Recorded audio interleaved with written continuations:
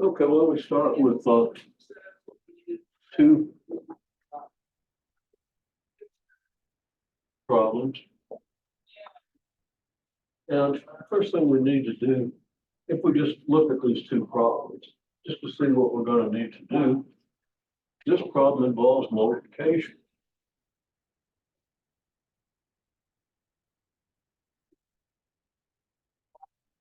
If it involves multiplication,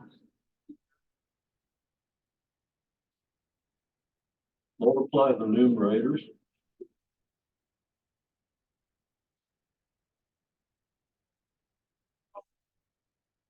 and we multiply the denominators.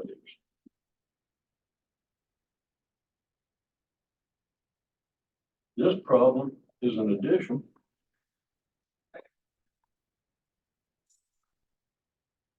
What we do with addition, we find common denominator.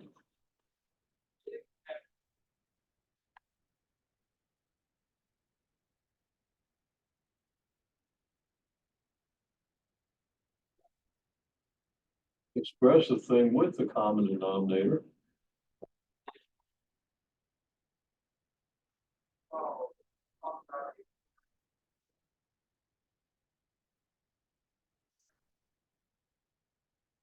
Add the numerators.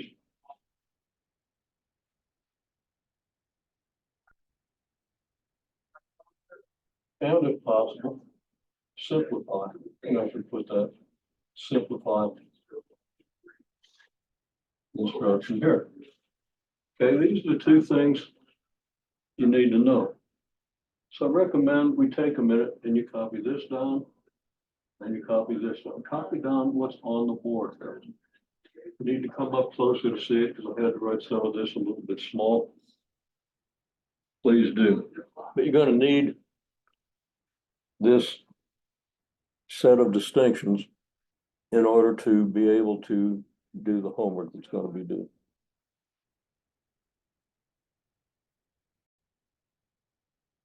Okay, now this is how we start this problem. This is how we start this problem. We want to understand. We do all this when we see this problem. We do all this when we see this problem. Of course, we do each thing step by step. So let's just take x minus 3 over 2x plus 5 multiplied by 2 over x squared plus 3.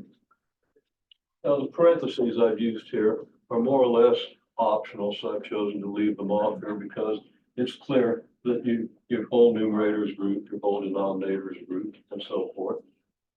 But then I'm going to reinsert the parentheses when I multiply. I'm going to do x minus 3 times 2 over 2x plus 5 times x squared plus 3. So, you know, what I see where I am here, we have multiplication. Multiplication, so we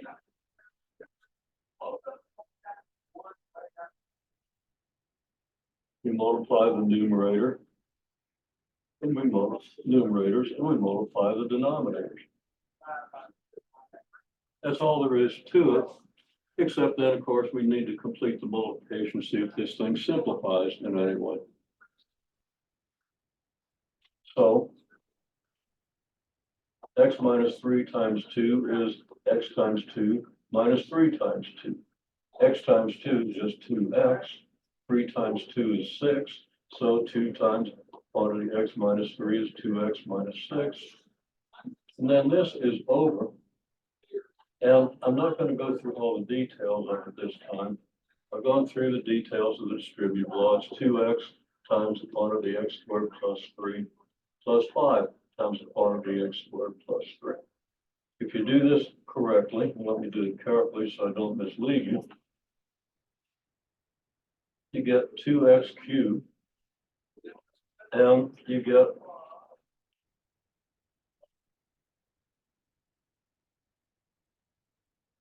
three x, and you get 5x squared, and you get 15.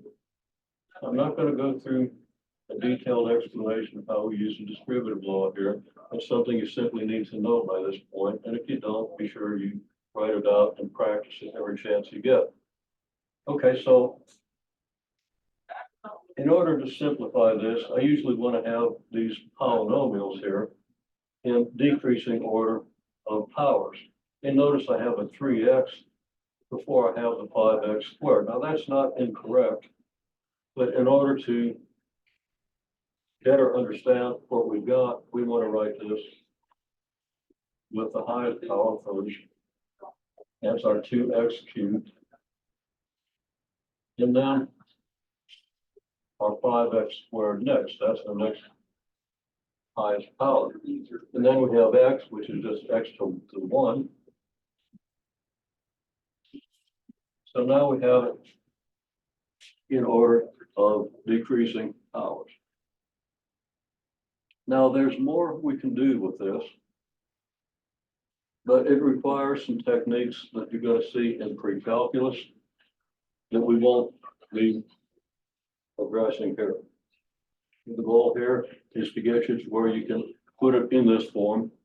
So when we apply more sophisticated methods in pre-calculus, to see if there are any common factors, we'll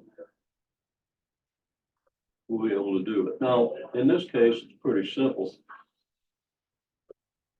The numerator is 0 when x equals 3. And when x equals 3, it's pretty clear that the denominator isn't 3. So the answer does turn out to be simplified. Okay. Well, let's move on. And I'm not going to have room to squeeze it in on this board. And for once, I'll make a good decision. Give myself plenty of room. At least give myself what I hope is going to be plenty of room.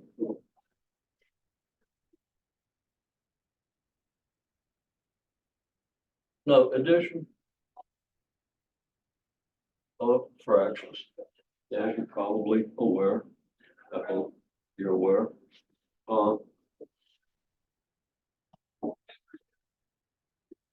And let me just make a quick adjustment with the camera.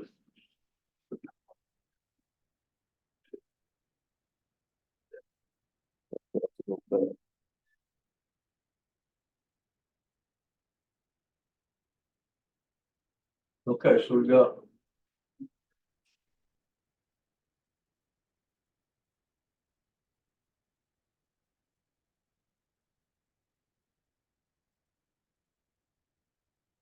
this. So again, addition. And Dean, I really want to see you when you do the homework and write it out on paper so I can look at what you're doing. I want to see you label these steps as they come about. Okay. So here we multiply. It's multiplication, so we multiply numerator and denominator. And then we simplify. So it's a two-step process. For addition, it's a little more complicated.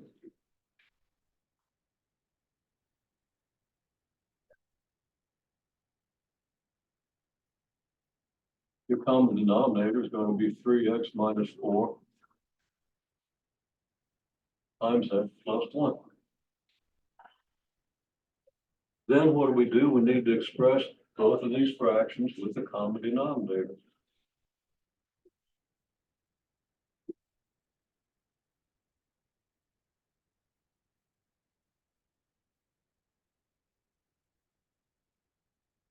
So we've got x plus 2 over 3x minus 4. And we're going to have to multiply that. Well, we have to multiply the denominator by x plus 1 in order to get the common denominator. If we multiply the denominator by x plus 1 and don't do anything to the numerator, we've changed the value of the fraction. But if we also multiply the numerator by x plus one, we haven't changed its value. Now, there's another more subtle thing that we've got to consider, but let's just stick with this, okay? So, again, your logic here is simply, we need to have this denominator. This is what it's going to take to get this denominator. And we've got to multiply both the numerator and denominator by whatever it is we need. And we have x over x plus 1. And that's multiplied by what? Well, to get the same denominator, we've got to multiply the denominator by 3x minus 4. That's going to change its value of the fraction unless we also multiply the numerator by 3x minus 4. Now, we have,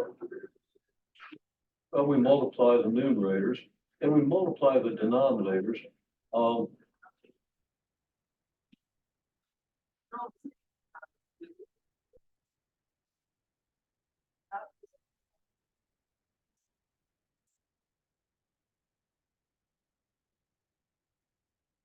So, for this multiplication, we just do what we do for multiplication, multiply the numerators, multiply the denominators.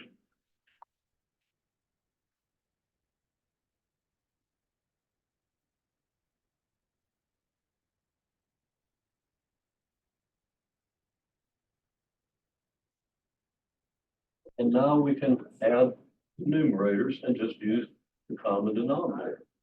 We're going to have x plus 2 times x plus 1 plus x times 3x minus 4 over 3x minus 4 times x plus 1. Now, this one's x plus 1 times 3x minus 4. This one's 3x minus 4 times x plus 1, but you're multiplying the same two quantities. So x plus 1 times 3x minus 4 is the same as 3x minus 4 times x plus 4. And this then, okay, in this step, now this is one of the finer points that I haven't really listed. Here we add the numerators, okay?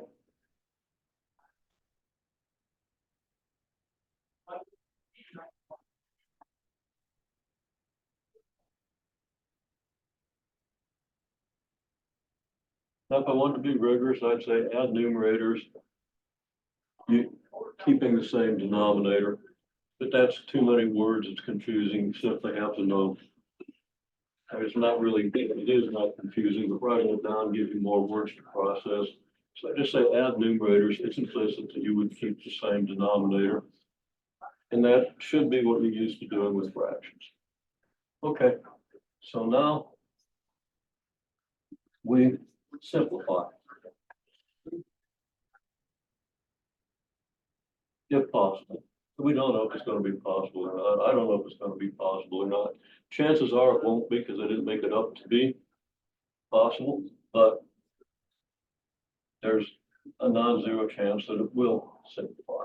Okay, so I multiply this binomial, I get x squared plus 3x plus 1. And I multiply this one out and I get 3x squared minus 4x. And then I divide that by 3x minus 4 times x plus 1. Now I continue simplifying. I add terms of the numerator, x squared and 3x squared gives me 4x squared. 3x and negative 4x gives me negative x. And then I have plus 1. And divide that by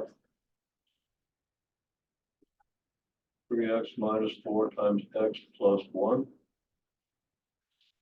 And then, knowing what I know, I can see that this is 0 if x equals negative 1, but if x equals negative 1, this isn't 0. It might be a little more complicated. If x is 4/3, it's going to be 16/9.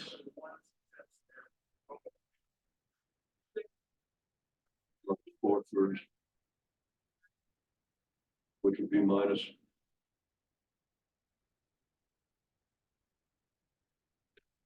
12/9. 4/9. It's not going to be okay. I'm a little slow this morning. Still pretty much under the weather, but not as badly as the last couple of days. Okay. So there we have it. There's more that you need to check out. You need to see if you can factor this. You need to check to see if any common zeros so that you can simplify it a little further. But again, that's something we say for the pre-calculus class. So here we have it. And that's the process. Again, you need to have this overview. You need to identify, we have multiplication. So we multiply the numerators and we multiply the denominators. Then we simplify. Here we have addition. First thing we do is we find the common denominator. Then we use that common denominator. We express each fractional expression with the common denominator. And then we add the numerators and we simplify. Okay. We need to get those steps firmly in our grasp. And I can't blame the camera for wanting to get a little further away from me. I've been kind of sick.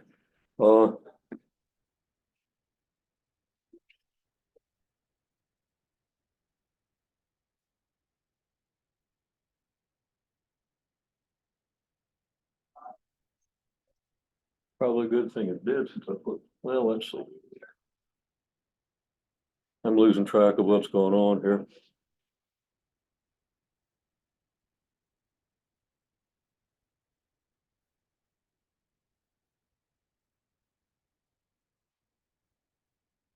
Okay. Well, I think all that came through in the video, so I think it's going to be okay. All right, that's the process.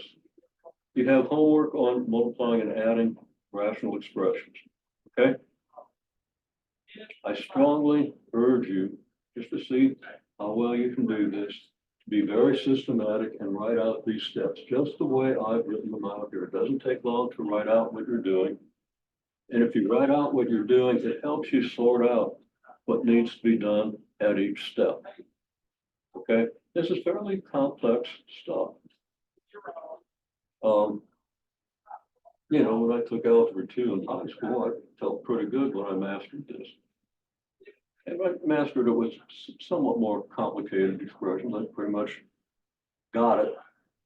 But I thought that's kind of a pinnacle. If I can do that, I can do pretty much anything in algebra. Okay. Well, it turns out there's a lot of other stuff you can do with algebra, but it was good enough that I didn't have any trouble with algebra. You know, tough program in a tough school. Okay. So my point is that if you can master this, it's really kind of a failure to calc. And if you can't, it's going to cost you in pre-calculus. Okay.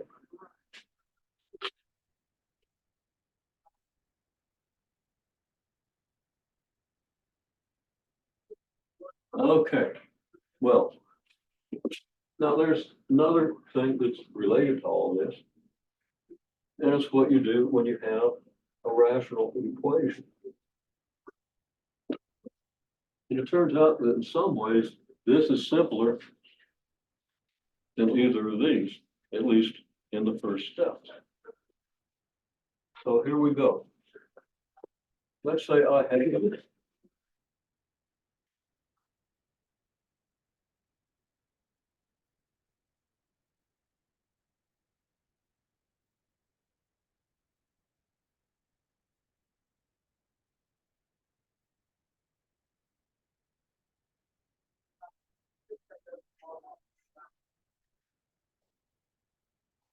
okay.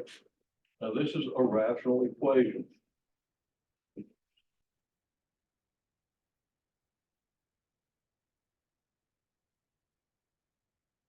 A rational expression is like a polynomial over polynomial, some function over some function. But the function has to be a polynomial. Don't worry too much about that classification.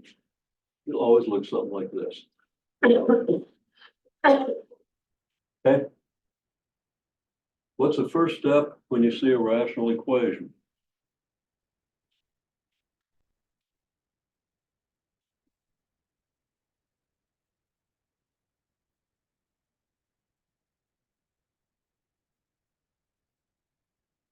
You find common denominator. Now, you really want to find the least common denominator. If you run upon one of these in the wild, your chances of the common denominator not being the least common denominator are pretty slim. And it works whether you have the least common denominator or just any common denominator. Now, you probably aren't going to remember what I said that, but I said it just to be complete. So we'll see with another example what happens when you can use a smaller common denominator, okay? But right now, what's your common denominator for this whole expression? Can you write that down for me? Don't copy down anything at this point. Write down the common denominator. Then write down whatever you want to write down.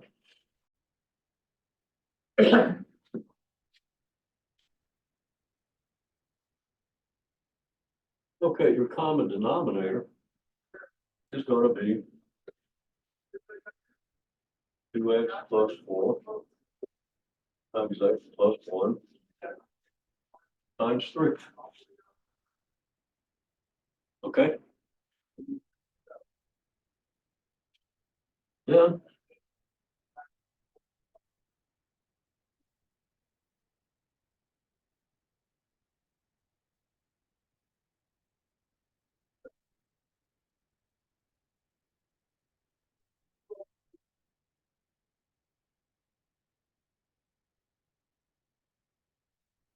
we multiply by the common denominator. What we really mean, I'll say that, we should say multiply an equation by the common denominator.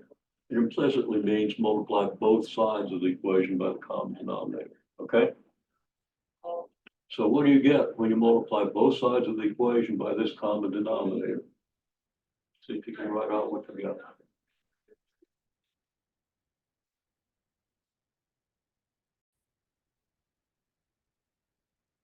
Okay. Now this gets a little bit long because, well, okay, let's write it out. When I multiply both sides by something,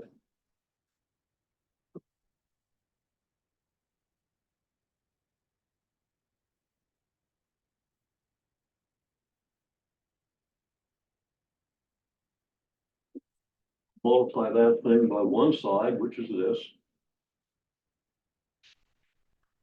and then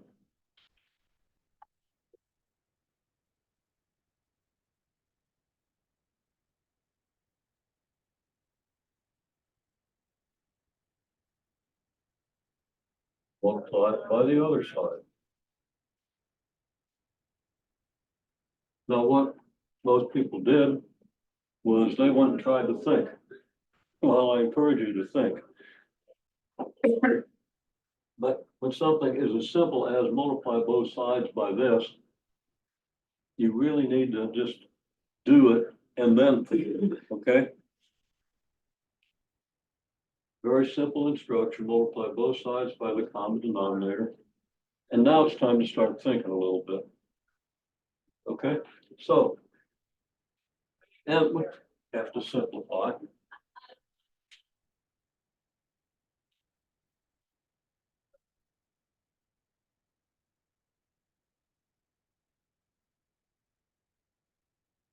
Well,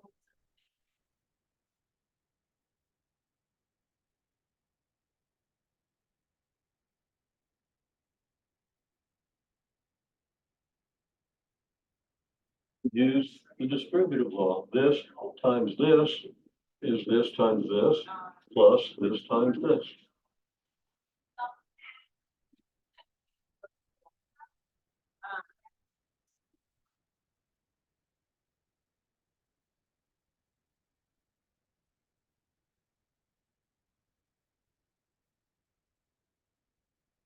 Then this equals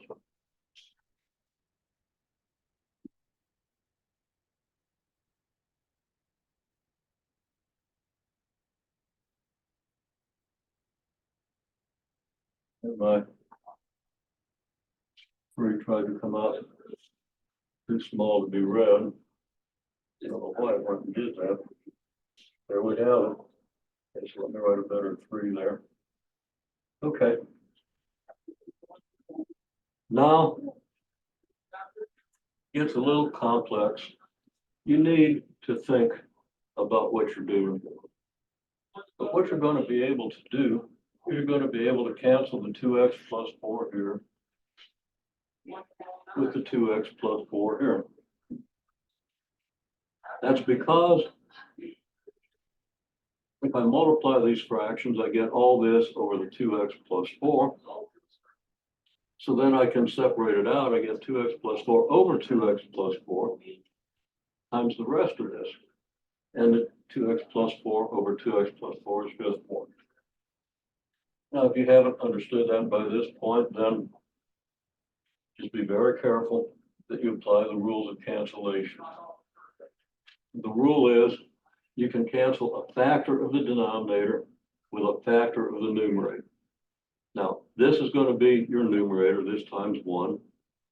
And 2x plus 4 is a factor. It's one of the things that's multiplied together to give you the numerator. That's what it means to be a factor. And 2x plus 4 is the denominator. Okay, so when this happens, you get x plus 1 times 3. I'm going to take the liberty to write that as 3 times x plus 1 because that's just a more acceptable order, okay, a more conventional order, but it's not wrong to have the 3 on the other side, as long as you don't mess it up. Okay, anyhow, and then we have a factor of the denominator, x plus 1, and a factor of the numerator, x plus 1. So we can say that's 2x plus 4 times 3 times 3 is 9.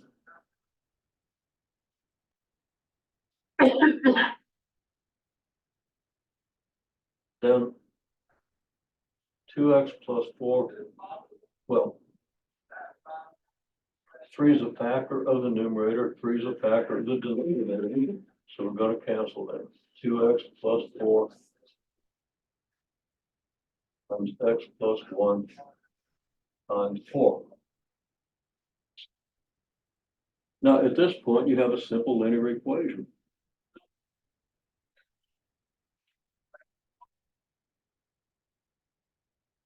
So I say, oh joy.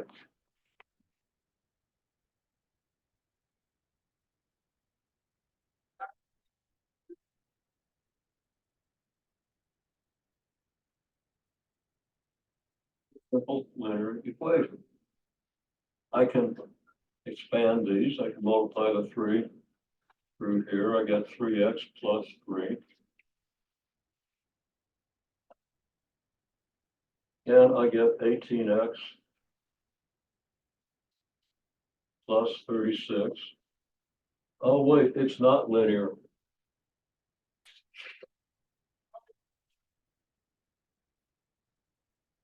Well, there's still cause for joy, but I'm not going to put the exclamation point on it. It's a little less joyful.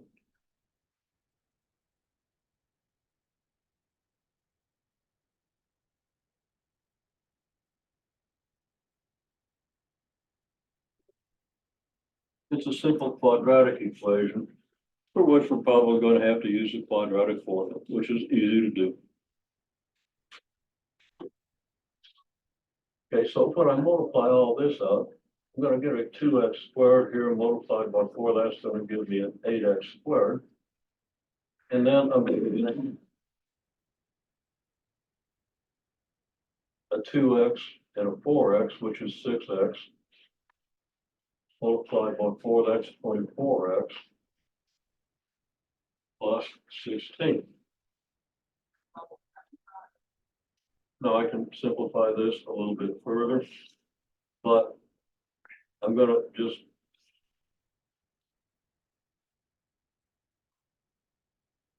kind of skip a couple steps that hopefully you're good with. I'm gonna have eight x squared, there are no x squares over here to interfere with the eight x squared. I've got a 21x here. So I subtract 21x from both sides, it's going to leave me 3x. And then I've got 3 and 36 is 39, subtract that from 16, I get minus 23.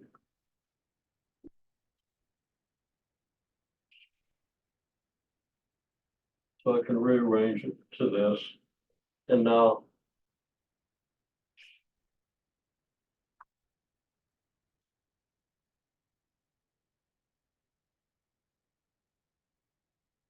we use the quadratic formula. We got to get -3 plus or minus the square root of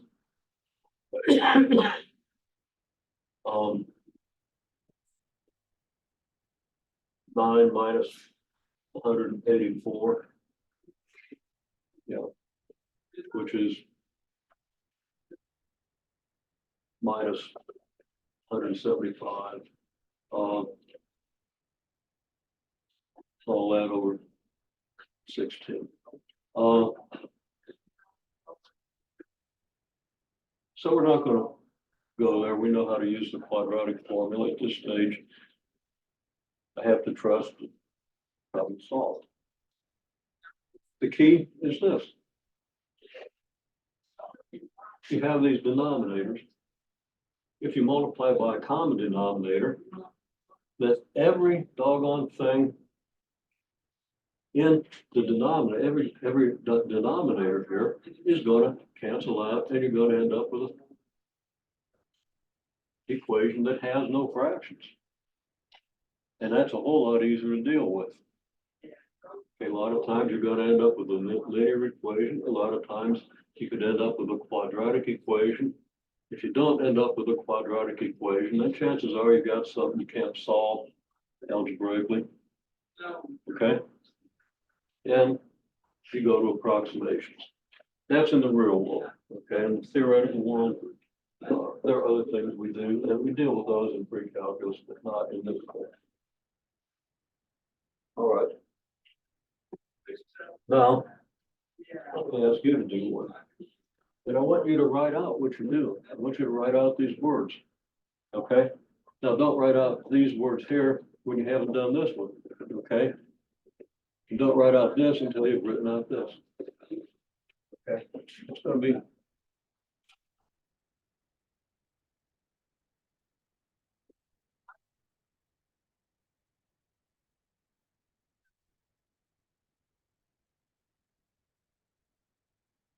one over x plus 3 plus 4 equals 5.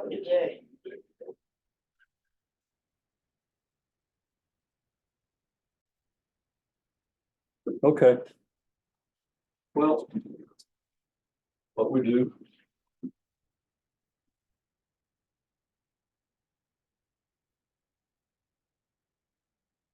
common denominators, x plus 3 times 10.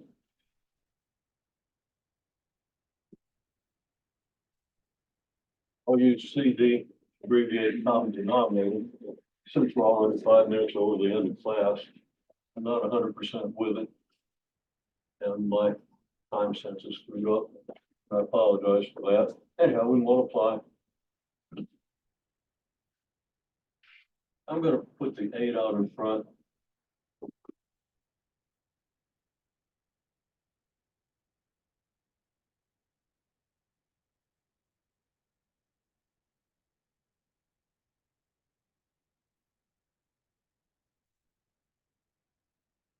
And there we have it. And then I distribute the multiplication.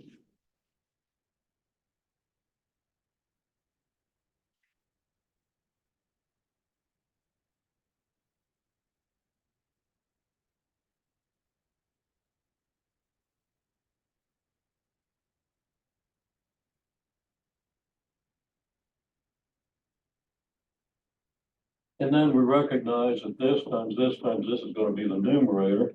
And we have this x plus three and this x plus three here, a factor of the numerator and a factor of the denominator. So we can cancel those and we end up with just 8. And then 8 times 4 is 32, and we multiply 32 by quantity x plus 3, we get 32x plus 96. And then the 8 here is a factor, it is the denominator, and 8 is a factor of the numerator. So we can cancel those out, and we end up with 5 times the quantity x plus 3, which is 5x plus 15.